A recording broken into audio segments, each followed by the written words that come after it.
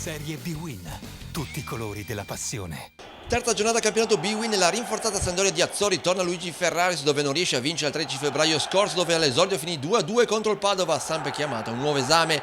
Senza 6 nazionali, Gastaldello infortunato, dentro Castellini mascherato, Bentivoglia ma non ancora, Foggia che siede in panca. Ancora una volta con Piovaccari da un esame all'altro, a quello del Gubbio di Pecchia. Ferma 0 punti e in piena emergenza difesa tra infortuni e Caracciolo squalificato. Gioca il giovane Maccarone, non Paonessa e Lunardini. Fischia il signor Calvarese di Teramo. Samp è subito pericolosissima davanti al sesto minuto con Bertani, il suo diagonale, però finisce fuori. Al 12° calcio d'angolo di Palombo, testa di Pozzi, poi però c'è la spinta di Farina su Bertani, nessun dubbio per Calvarese.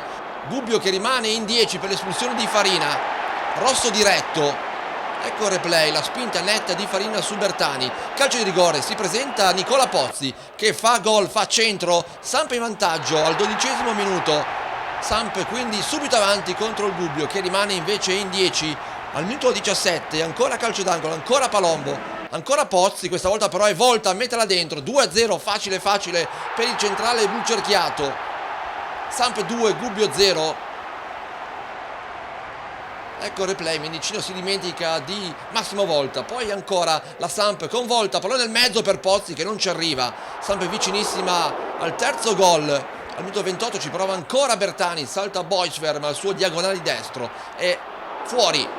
Minuto 33 è la volta del Gubbio con Mendicino, salta Accardi, poi di destro prova ma il pallone è davvero fuori di molto.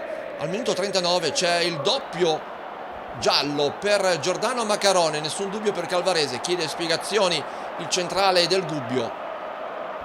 Sorriso ironico di Pecchia, il Gubbio rimane in 9, la Samp ne approfitta con Palombo, prova ma c'è Donnarumma a dire di no. Poi al minuto 43 calcio di rigore ancora una volta, doppio intervento su Pozzi, nessun dubbio, anche tra le proteste di Benedetti e Donnarumma. Questa volta si presenta Bertani che fa centro, fa 3-0, secondo gol per lui con la maglia blu cerchiata, gol numero 100 in carriera. Al minuto 46 ancora il Gubbio con Benedetti, ma Da Costa controlla. Nella ripresa prova a cambiare tutto Pecchia, ma ancora la Samp a rendersi pericolosa, a segnare con Bertani, perfetto il suo stacco da 2 passi, nulla da fare per Donnarumma, perfetto invece l'assist di Obiang, Petro Obiang, giovane pescato dalla cantiera dell'Atletico Madrid. 4-0 per la Samp che fa 5 al minuto 19, Castellini per Pozzi, tocco di esterno a 2 passi, anticipare l'uscita di Donnarumma, gol stupendo, meraviglioso quello di Nicola Pozzi che segna una doppietta dopo quella di Bertani. Ecco il replay, il perfetto cross di prima intenzione di Castellini, ma bello anche davvero il gol di Pozzi. Poi è la volta di Piovaccari che ha preso il posto di Bertani a fare gol. 6-0 per la Samp, c'è gloria quindi anche per l'ex bomber del Cittadella con il suo stacco perfetto di testa, nulla da fare per Donnarumma. 6-0 per la Samp. Entra anche Maccarone al posto di Pozzi, Piovaccari proprio per lui, per Big Mac, prova col destro, il pallone è fuori, ci prova ancora Maccarone, però al minuto 43 vuole segnare. Palombo, colpo di testa perfetto, ma questa volta c'è il riflesso di Donnarumma che dice di no.